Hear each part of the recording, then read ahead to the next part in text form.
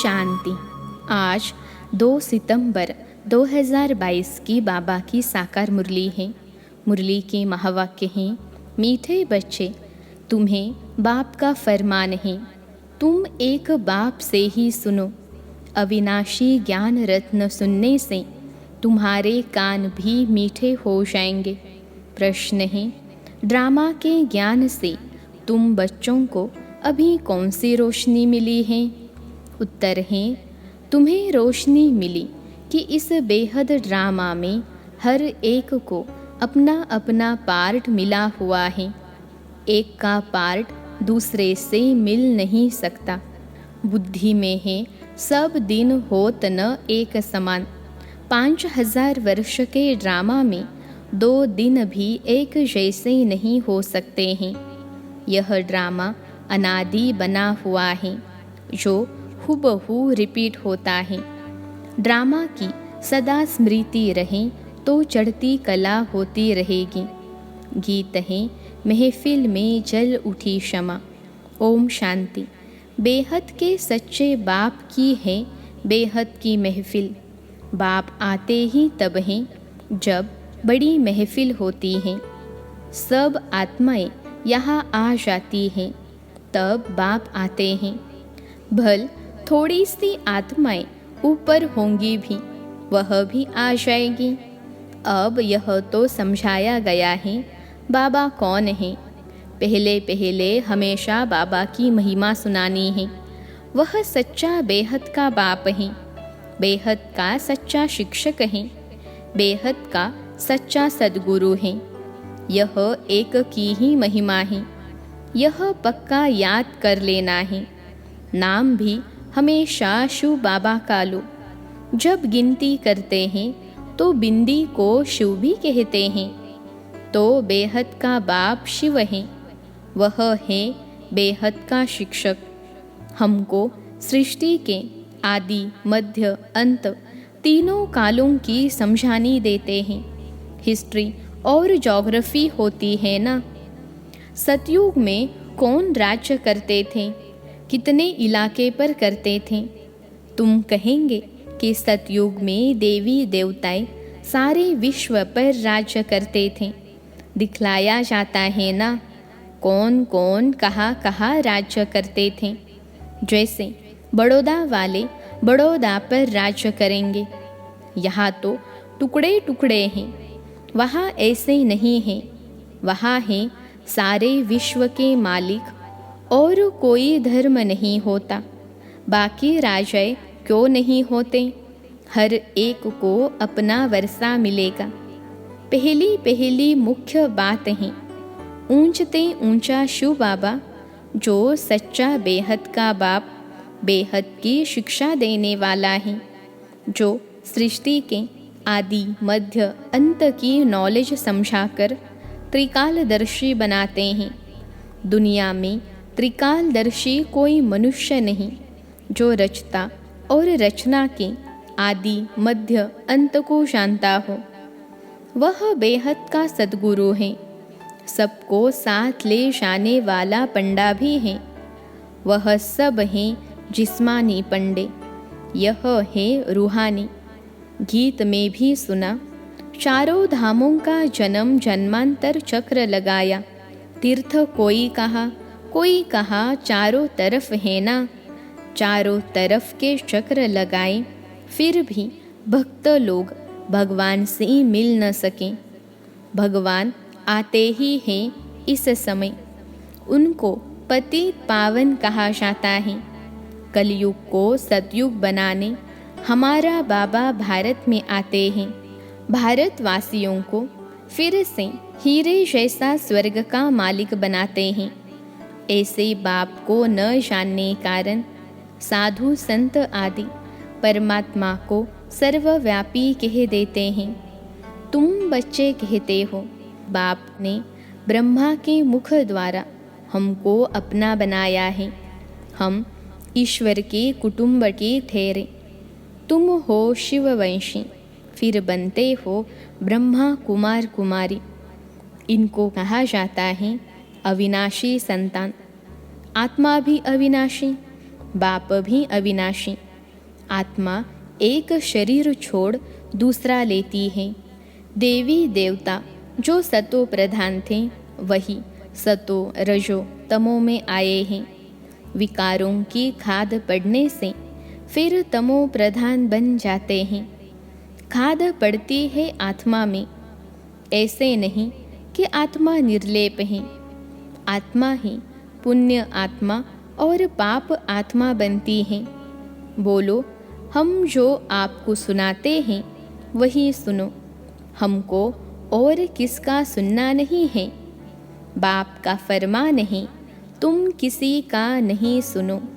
तुम जो बोलेंगे शास्त्रों की ही बात बोलेंगे, वह तो जन्म जन्मांतर हम सुनते ही आए, धक्के खाते ही आए हैं। बेहद का बाप तो एक ही है। हम ऐसे बाप की सुनेंगे व तुम्हारी सुनेंगे। हम आपको सुनाने वाले हैं, न कि सुनने वाले। समझाना है, प्रजापिता ब्रह्मा के इतने ब्रह्मा कुमार कुमारियाँ हैं तो ज़रूर भाई बहन ठहरे। दादे का वर्षा मिलता है ब्रह्मा द्वारा। दादे का वर्षा बाप बिगर कैसे मिलेगा। बहुत कहते हैं हम तो सीधा दादे से ही लेंगे, परंतु मिलेगा कैसे। ब्रह्मा कुमार कुमारी जब तक न बने तब तक दादे से वर्षा कैसे मिलेगा। पोत्रे और पोत्रियाँ दोनों को हक मिलना है। बाप बिगर फिर दादा कहाँ से आएगा। पहले पहले है बाप का परिचय। वह गीता का भगवान, बेहद का सच्चा बाप, बेहद की शिक्षा देने वाला है। बाप बूढ़ी माताओं के लिए बहुत सहज करके समझाते हैं।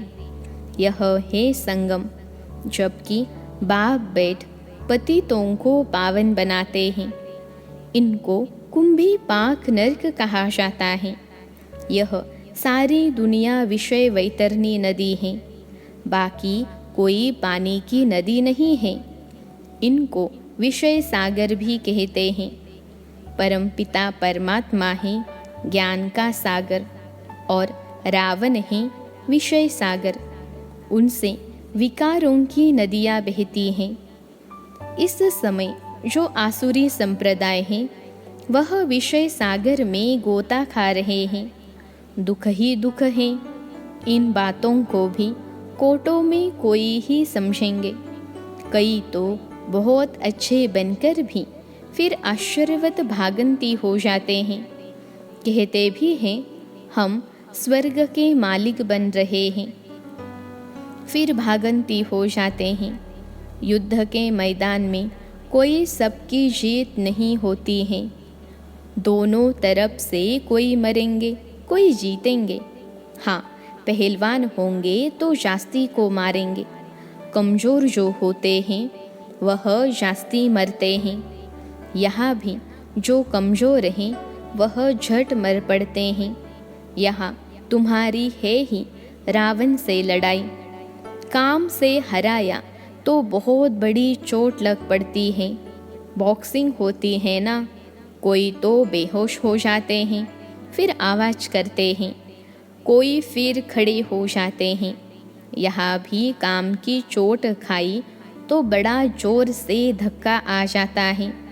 काला मुंह हो गया। क्रोध पर इतना नहीं कहेंगे जितना काम पर।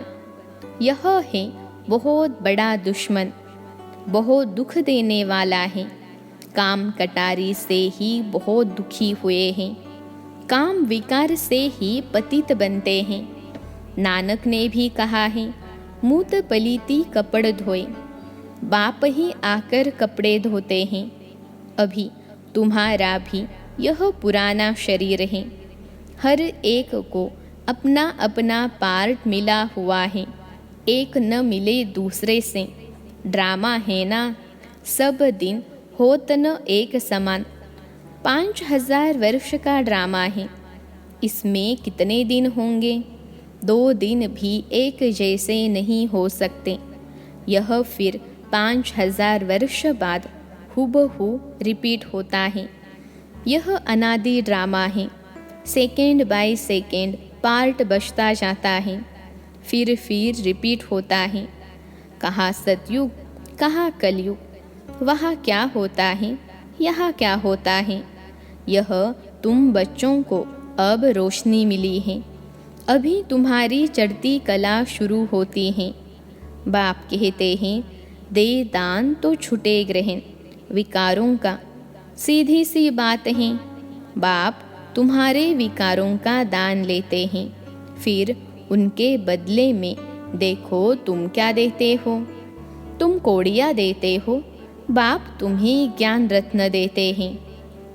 बाप को कहा भी जाता है रत्नागर, सौदागर। बाप का भी पार्ट है। आत्मा कितनी छोटी है, उसमें कितनी ताकत है, कितना ज्ञान है। यह ज्ञान देने की भी ड्रामा में नूंद है अविनाशी।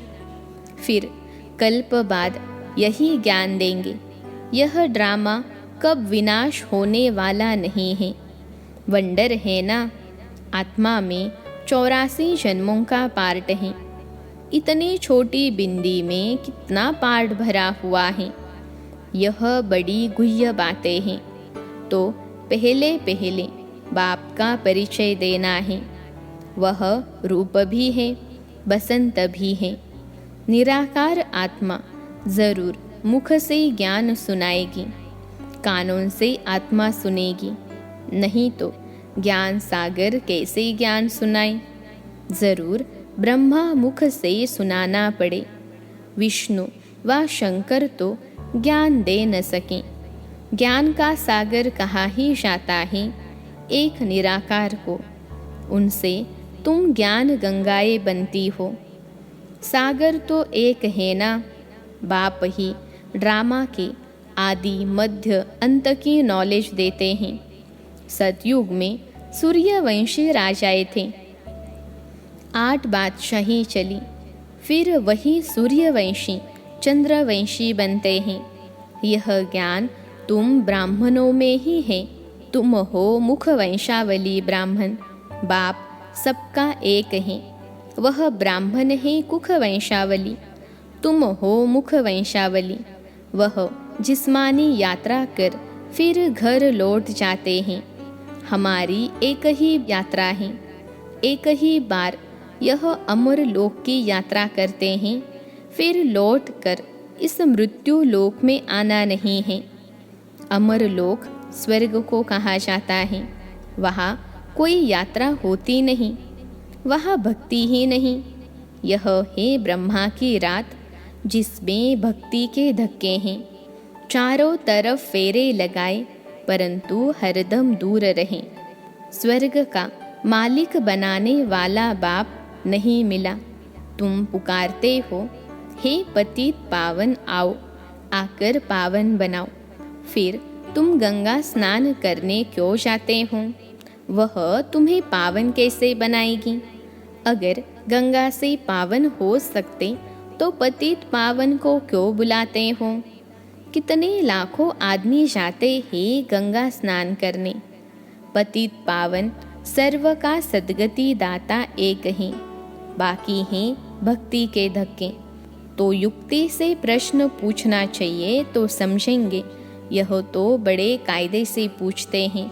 जबकि एक पतित पावन को बुलाते हैं तो फिर अनेकों के पास धक्के क्यों खाते हैं? बाप कहते हैं, मैं आता ही हूँ तुमको पावन बनाकर स्वर्ग का मालिक बनाने। तो अंदर में बहुत खुशी होनी चाहिए। बाबा हमको पावन बनाकर स्वर्ग का वर्षा दे रहे हैं। लक्ष्मी नारायण बरोबर स्वर्ग के मालिक थे।